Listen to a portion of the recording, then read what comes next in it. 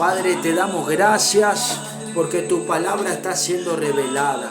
Te damos gracias porque estamos uniéndonos a la misma oración, al mismo clamor que están levantando muchos hijos tuyos en todo alrededor del mundo, en los países de África, en los países de Asia, en los países de Europa, en los países del Medio Oriente, en los Estados Unidos, Norteamérica, Centroamérica, Latinoamérica. En el nombre de Jesús de Nazaret, nos unimos ahora desde la Argentina, tierra de avivamiento, tierra de evangelistas, tierra de mover espiritual.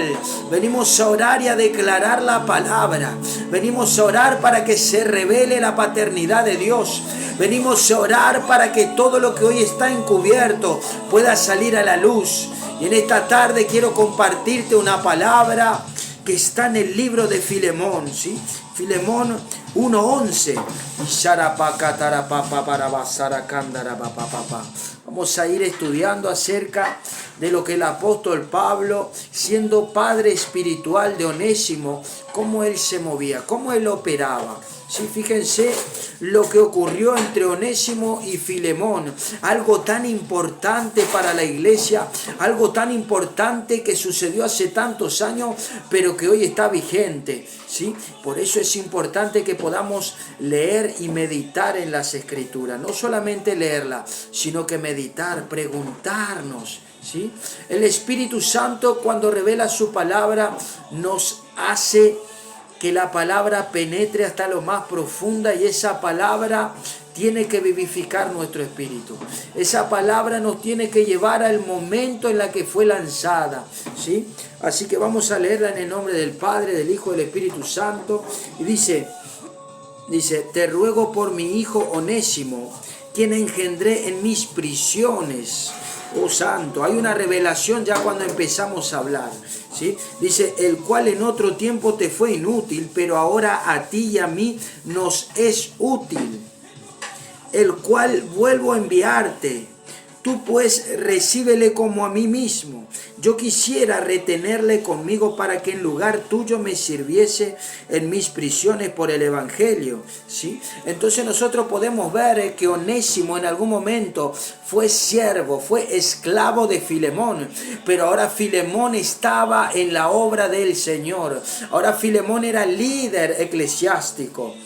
Entonces el apóstol Pablo desde las prisiones escribe a Filemón y le pide que le reciba a Onésimo, ¿sí? Está hablando de Onésimo ya como un hijo suyo que fue engendrado en las prisiones. Yo me imagino a Onésimo siendo un delincuente. Yo me imagino a Onésimo que no servía correctamente a Filemón en su tiempo, ¿sí? ¿Cuántas veces nosotros no sabemos valorar las oportunidades que tenemos? ¿Cuántas veces nosotros estamos en un lugar donde tenemos que cumplir una función y no lo hacemos?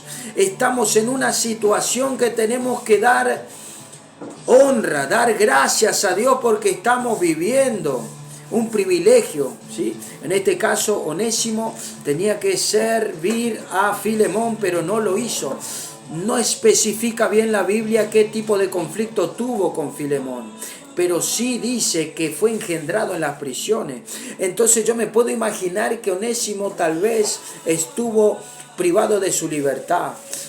Y tal vez Onésimo no pudo servir estando en libertad a Filemón, pero cuando se encuentra con el apóstol Pablo, no solamente se encontró con un hombre entregado a Dios, sino que se encontró con un padre, ¿sí? No solamente Onésimo se encontró con un hombre entregado a Dios, sino que se encontró con un padre espiritual, con alguien que quitó toda la limitación, ¿sí? Todo lo que hacía que él tenga esas malas costumbres, esos malos hábitos, la delincuencia, corrió de lado y engendró a Onésimo como a un hijo, ¿sí? Este hombre que no quería servir, ahora se convirtió en un servidor del apóstol Pablo. Y fíjense qué tan importante es que el apóstol Pablo le dice a Filemón que él prefería que le sirva a Onésimo en lugar suyo. O sea que Onésimo se convirtió en un servidor mejor que Filemón.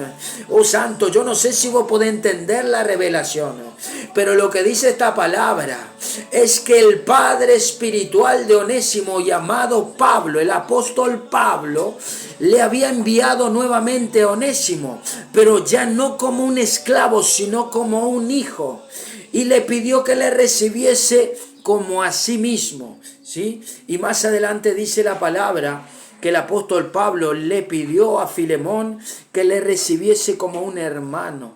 Imagínense de pasar de ser un esclavo a un hermano, a tener la igualdad en Cristo Jesús, ¿sí?